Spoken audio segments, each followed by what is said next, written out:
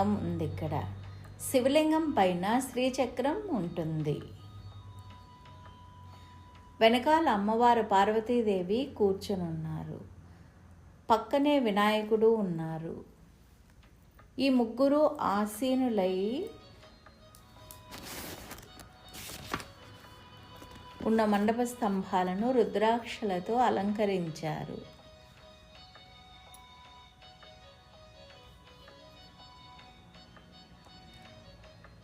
రోజా పువ్వులతో ఎంతో సుందరంగా అలంకరింపబడి ఉంది శివలింగం.